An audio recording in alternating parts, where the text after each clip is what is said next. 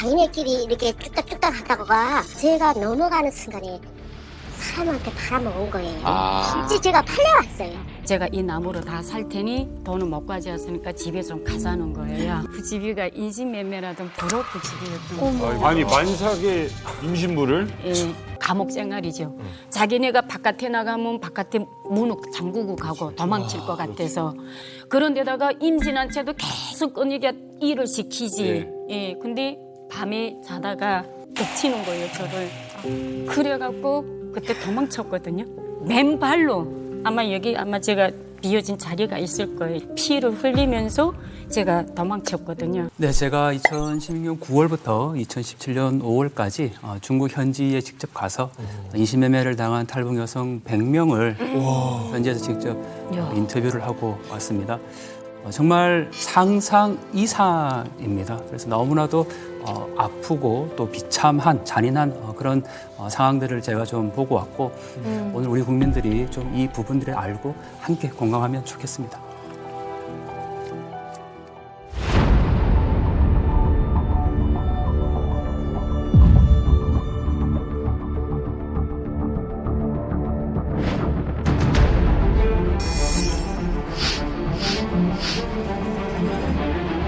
그때 당시에는 제가 중국에 친척이 있었거든요. 중국에 친척이 할아버지가 있으니까나 편지를 했는데 편지 답장도 없고 그래서 중국에 이렇게 가겠다고 제가 했어요. 중국 넘어가면 이 자리에서 일주일 있다가 북한으로 다시 들어간다 이렇게 돼 있어요.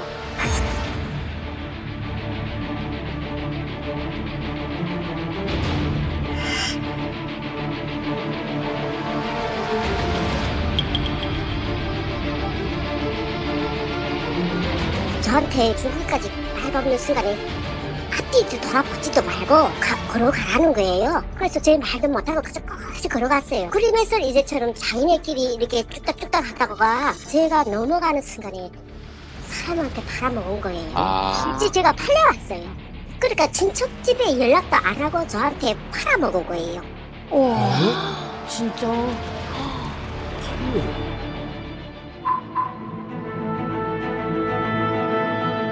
98년도에 무산에 가다가 북한에 그 무산에 있는 여자 중국에 들어가면 돈을 벌 수 있다고 그래서 중국으로 들어왔거든요. 그 여자가 거기에다가 이진이 하는 그 여자였죠. 도망강물 건너가서 하룻밤 자고 그리고 다음날에 보니까 사람들이 오더라고. 그래 어제도 사람들이 오는 건 그 내용을 몰랐어요. 지금 생각도 그렇게 사는 사람들이 있어요. 지금 생각도 그렇게 사는 사람들이 있어요. 그 집이 농장일이다 보니까 농사일을 하거든요. 아빠끼리 못한다고 하는데 그때 말하더라고요. 돈 주고 우리를 쌌으니까 그때 알았어요. 아니 완전히 거짓말에 속은 건 같은데 완전히 이거 사기당한 것 같거든요. 아니 대부분 그럼 중국으로 넘어가는 이유가 돈 벌러 가는 건가요? 제가 만났던 모든 인신매매 여성들이 공통으로 하는 말이 있어요. 바로 속혀서 건넜다. 속혀서라는 말이 속아서라는 북한식 표현인데 돈을 많이 벌 수 있다라는 말에 이제 속아서 넘었는데 이 돈을 많이 번다는 얘기는 특히 고난의 행군인데 자고 일어나면 뭐 부모님이 굶어서 죽어가거나 또는 부모가 아이가 죽어가는 모습을 봐야 되거든요. 그러면 옆에 있는 분이 와서 야, 너 중국 가서 한 달만 일하고 돌아오면 너희 가족 다 살릴 수 있어. 이렇게 얘기하는 거죠. 그래서 자기는 중국에 가서 한 달만 일하고 다시 돌아와서 가족을 살리겠다고 떠난 길이 바로 인신매매 길인 거죠. 그리고 자기 발로 강을 건넜지만 강을 건너는 순간 이미 거기에 브로커가 있기 때문에 그때부터 이제 팔려가게 되는 상황이 됩니다. 그리고 보내서 도강 전문 브로커가 있습니다. 걔가 강을 넘으면 걔한테 그냥 500원에서 뭐 1,000원 주고 가져가는 사람이 또 있습니다. 그게 바로 조선족 기본 브로커죠. 이 사람들은 심양, 뭐 하남, 호남, 하북 이렇게 들어가서 또 판매합니다. 근데 여기서 중요한 것은 이 중국 사람들이 북한 여성들을 잡아가는 게 아니에요. 북한 사람들이 북한 사람들을 파는 거예요. 맞아요. 애초에 북한 땅, 그러니까 무산이나 아니면 북중 접경지대에서 평화롭게 가정을 이끌면서 잘 여성들이 살고 있었어요. 근데 먹고 사는 게 워낙 어려우니까 같은 동네에 살던 북한 여성이 접근하는 거예요. 야야, 우리 그 이모부 아재가 중국에서 사업하는데 나랑 같이 일주일만 중국 가자, 한 달만 중국 가자. 알고 지내던 한 마을 또는 옆 마을에 살고 있는 북한 사람이 북한 사람을 팔아넘기는 거예요. 그러면 그 중간에 방금 말했던 도강 브로커가 껴요. 그럼 도강 브로커가 또 얼마를 받아갑니다. 그 중국 땅으로 넘어가면 거기선 또 조선족 브로커가 껴요. 그리고 나서 이제 완전 중국 브로커가 완전 오지 중국 산속으로 팔아넘긴 시스템이라 이게 중국 사람 나쁜 사람만 단정할 게 아니라 북한 내에도 이 맞아요. 인신매매 단이 있고 굉장히 시스템적으로 연결이 돼 있다는 게 이게 문제예요. 정말 끔찍한 인신매매 관련된 이야기, 그 실태를 오늘 이만갑에서 이야기를 해보겠습니다. 특별한 분들을 모셨습니다. 직접 겪으셨던 얘기고요. 아프고 잔인한 이야기입니다. 하지만 북한의 인권에 관련된 문제를 알리고 그리고 또 얼마나 많은 분들이 중국 이 강을 넘고 나서 힘든 일을 겪고 있는지 오늘 증언해 주시기 위해서 모신 두 분입니다. 여러분 박수로 맞으십시오. 반갑습니다. 예, 안녕하세요. 전 한경북도 청진에서 온 김지연이라 합니다. 예, 청기로 오셨어요. 네, 안녕하세요. 저는 2007년도에 중국으로 넘어왔고 2010년에 대한민국에 입국한 김성연이라고 합니다. 브로커에게 좀 속아서 예. 중국에 넘어가셨다고 들었는데 예, 북한에 있을 때 보따리 장사라는 걸 했는데 깜빡 잠든 사이에 짐을 다 잊어먹었어요, 제가. 그래 다시 정진역에 와서 어떻게 할까 하고 정말 막막한 거예요. 그래 역전에 앉았는데 어떤 여자가 배랑 메고 쑥 오더만 돈 안 벌겠는가 하더라고요. 그 어디서 돈 버는가 하니까 중국 가면 담배 모종을 심는데 하루에 북한 돈을 그때 660원을 벌 수 있다. 그래서 계산해보니까 한 달만 해도 숱한 미천, 당산 미천 돈을 벌 수 있겠더라고요. 그래서 그럼 가겠다 했죠. 그런 거 어렵지 않으니까. 그래서 도망을 밤에 건넜죠. 그러니까 처음에 강물 건너서는 이런 농촌이니까 마을이 있어요. 근데 개가 엄청 짖어요. 개가 짖으면 중국 병망대가 오니까 이 사람들은 일단 우리를 산속에 있잖아요. 이런 가수원 같은 데, 움막 같은 데다 피신시켜요. 아침에 보니까 사람이 서너 명이 오는 거예요, 남자가. 근데 그 사람들도 조선족인데 중국말을 하는 거예요. 우리가 말을 못 듣게.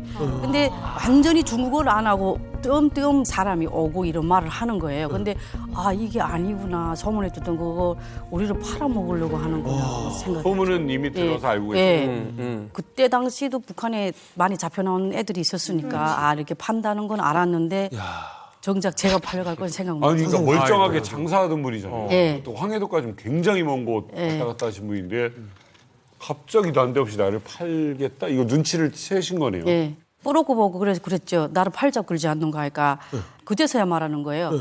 우리가 중국말도 모르고 아무것도 모르기 때문에 팔려가서 그 집에서 일할 수밖에 없다 그러더라고요. 야, 말이 그래서 아니 그건 좋다. 근데 우리는 일단 강물을 건넜으니까 반역자지 않아요. 북한 가도 처벌을 받고 여기 있어도 처벌을 받는 거예요.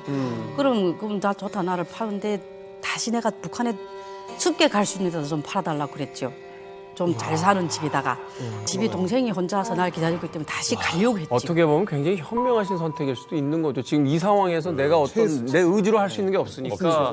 처음에는 제가 3번이나 팔려갔어요. 3번? 3번이나 팔려갔어요. 3번이? 네. 어떡해요? 삼합에서 용종으로 갔어요. 용종이라는 곳에 가서 어떤 집에다가 저를 대다 놓더라고요. 그러니까 그 사람이 저를 파는데 밤에 왔는데 사람이 선글라스를 끼고 왔는 거예요. 남자가 사람 5명이 왔는데 이 한쪽 눈이 그러니까 좀 장애인이더라고요. 눈이 없는 사람이더라고요. 그래서 맨발바람으로 달아났죠. 달아나서 원래 대련 뿌로크 삼촌한테 갔죠. 그리고 다음날 아침에 이 사람이 전화해서 연길에서 사람이 하나 나왔는 거예요. 그 사람한테 또 팔려갔죠, 저는. 그 팔려갔다가 또 그 사람이 연길에서 또 딴 사람한테 또 팔은 거예요. 어머. 네, 팔리고 해서. 돈은 받으신 거예요? 저는 못 받아. 저는 못 받죠. 그럼 자기들끼리 파는 자기네끼리 거예요? 그거 바깥에서 쑥닥쑥닥 네. 거려가지고. 예. 브로커가 팔고 그 여성과 짜가지고 네. 이 여성이 한 3개월 정도 살고 있다가 그렇지. 다시 나와서 다른 곳에 또 파는 거예요. 이 브로커가. 네. 그러면 이 여성에게 처음에는 여성은 단돈 1원도 못 가져요. 그렇지만 두 번째 띵뛰기를 하면 이 브로커가 조금의 돈을 주는 거죠. 와. 야. 저를 얼마 주고 샀지 않았어요. 합의를 받지 않았어요. 근데 사촌 형수들이 왔더라고요. 저를 신체 검사하자고 하는 거예요. 그러니까 제가 그때 당시가 28살이었는데 중국은 28살짜리 아가씨가 없는 거예요. 다 19살, 20살, 21살 다 시집가서 아가 있어요. 그러니까 그것도 제가 후에 들었는데 자기는 믿지 않았대요. 28살짜리 아가씨가 없다. 아줌마도 좋다. 좋으니까 있으면 애를 하나 낳아야 되니까. 그걸 때문에 그랬다 그러더라고요. 사실 이렇게 혼자 몸으로도 사실 견디기가 힘든데 송현 씨는 임신한 몸으로 겪으셨다고. 네. 정말? 저는 북한에서 장나라 씨 나오는 드라마를 보고 탈북을 결정을 했고요. 그 드라마를 보면서 궁금한 점이 과연 나만 이렇게 잘 살까? 체류탄을 쏘며 사람이 죽어가는 그런 세뇌 교육을 받은 북한하고 나만 드라마를 봤을 때 너무나도 완전히 다르니까 진짜 나만이 현실이 맞을까, 현실일까라는 이런 궁금한 점도 많이 생겼습니다. 맞아요. 예. 저는 그 자의는 아니었고요. 그래서 한국 드라마를 보고 이게 이웃이 신고를 하다 보니까 임신한 채로 탈북하게 남편과 같이 탈북을 하게 됐어요. 임신 몇 개월 정도 됐을까요, 그 당시? 그때 제가 탈북하게 됐던 게가 막달. 만사? 막달. 왜? 만사? 만삭인 상태. 예, 만삭인 상태에서 제가 북한에서 2007년도 6월 29일 날 예정일을 받았습니다.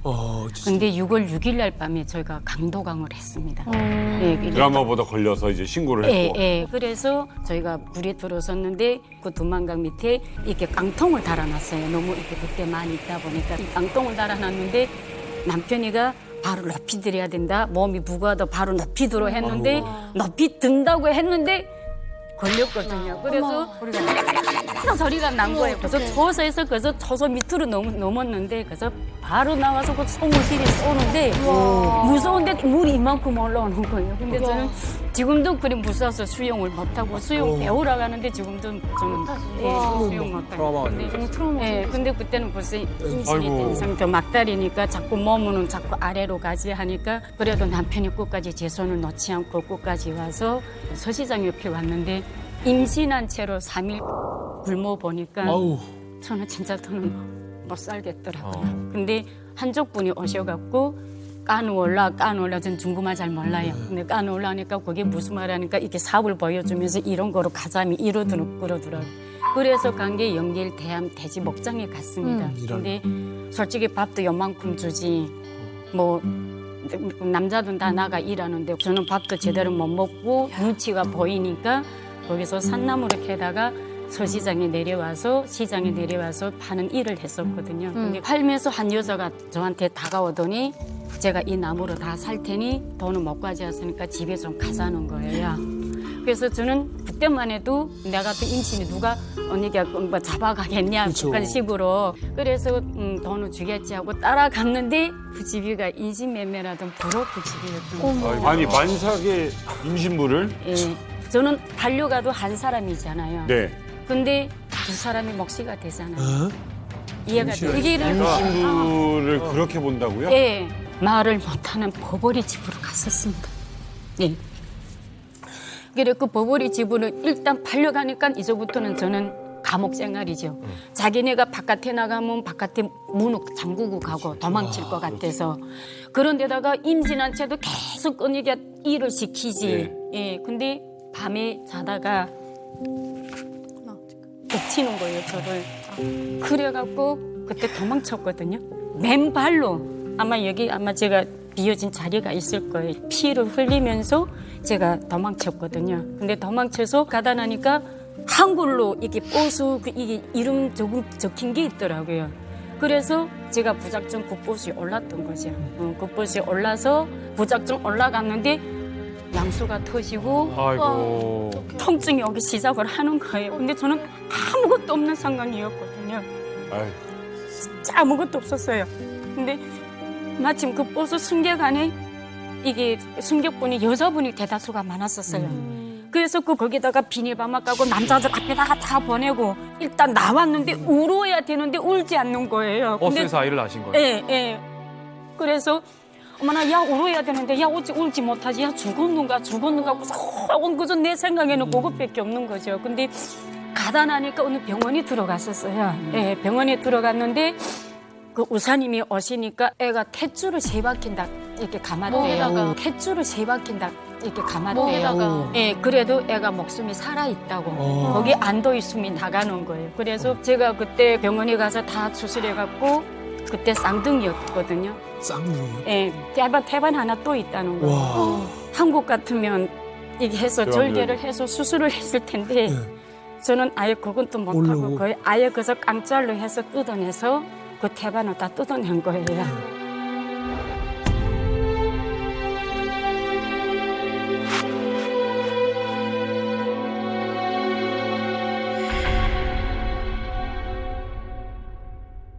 그래서 그 다음날에 그 부록한테 전화를 해서 남편을 만나게 해달라고 내가 전화를 하니까 전화를 해달라고 연결을 해달라고 했었어요. 안 된대요. 왜 안 되냐고 하니까 네가 그냥 고집 부리면 나를 신고를 하겠대요. 그럼 이제 애교 금방 난 애는 어떻게 합니까?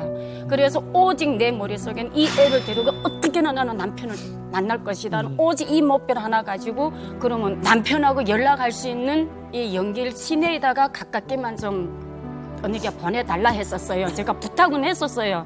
근데 알았다고 한 것이 어디를 보냈냐?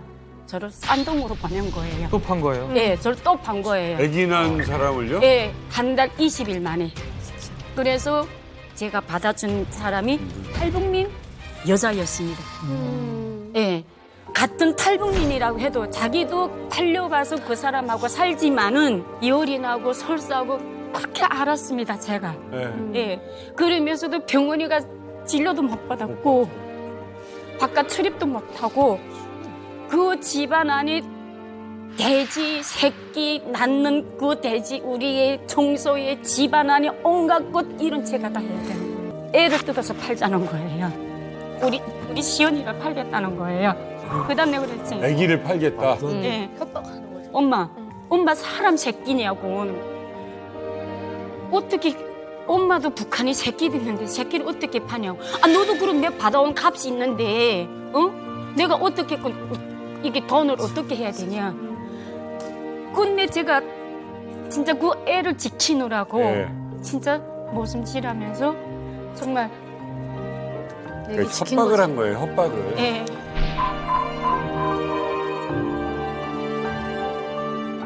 제가 만난 인터뷰한 분은 자기 발로 직접 인신매매에 팔려간 분이에요.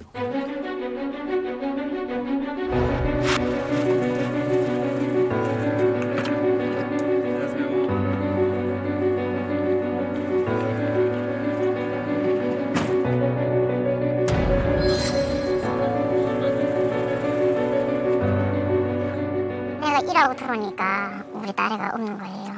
그래서 내가 아침에 출근할 때 엄마가 김치를 담가야 하니까 물 좀 재워놔주라. 알았어. 이렇게 했는데 저녁에 10시 돼서 퇴근하니까 아이가 없는 거예요. 신랑하고 물어보니까 모르겠다. 아침에 나갔는데 아직까지 소식이 없다. 그렇게 찾아다니다 나니까 결국은 우리 아가 중국 갔다는 것까지 판명됐는데 제 친구가 되는 언니가 저희 딸을 중국에 임시매매를 했거든요. 인신매매로 중국에 판 사람이 어머님 친구분이셨어요? 친구였어요.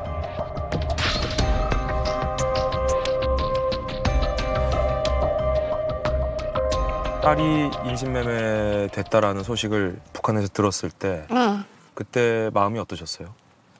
그 마음이란 게 더 말해야지 있으니까 이제 도대체 겨우 17살인데 옆에 있던 새끼를 잊어먹었으니까 무조건 찾아야 된다는 생각에 내가 그래서 압록강을 넘어가는데 무턱대고 내 새끼를 못 찾잖아요. 그래서 제가 5년을 기다렸어요. 자식한테서 소식이 올 때까지. 5년을 기다리는데 5년 만에 소식이 왔어요.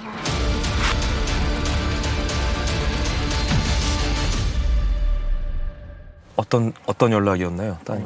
딸이가 그리고 내가 엄마를 찾느라 고생했다. 사람들 집도 많이 보냈는데 내 돈만 떼기고 소식이 없었다. 그래 엄마를 내 마지막으로 찾아달라 했다. 이렇게 말하더라고. 5년 만에. 네, 그래 너무 기가 막혀서 엄마가 아무 때거나 압록강 넘기겠다. 내가 이렇게 딸한테 말했거든요. 근데 갈 길이 없어요. 내가 나이 먹었으니까 심리사니까 나를 팔아주겠다는 사람도 없었고 이러던 찰나에 내 남자 사촌 동생 아이가 국경경미대하고 이렇게 장사를 하면서 누나 이번에 안 가면 누나를 도와줄 길이 없다 그러더라고. 가겠다. 그래 압록강을 넘었었는데 그것도 또 브로커를 만나서 보니까 그 임신매매를 하는 여자더라고요. 그래서 나도 임신매매라는 거 알면서도 압록강을 넘었어요.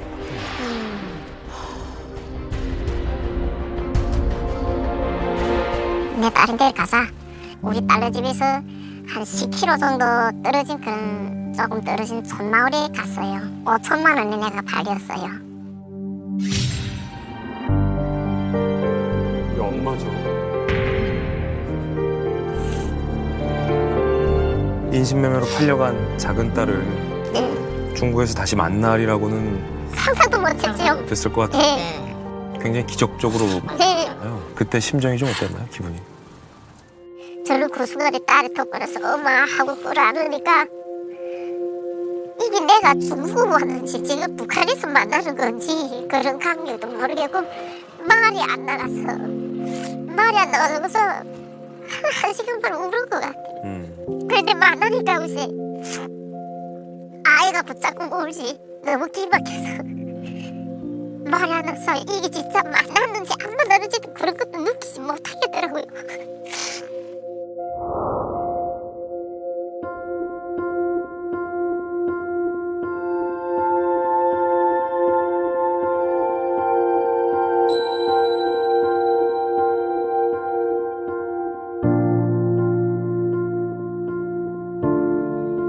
다시 시간을 돌릴 수 있다면 네, 다시 과거로 돌아간다 하더라도 따님을 찾으러 중국으로 가실 건가요? 당연하죠. 세계로 찾는 것까지 가야죠.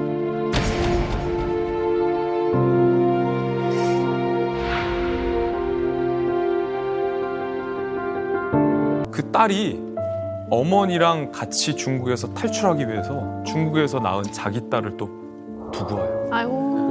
피덩이 자기 딸이 잠들었을 때 자기 딸을 두고 탈출을 합니다.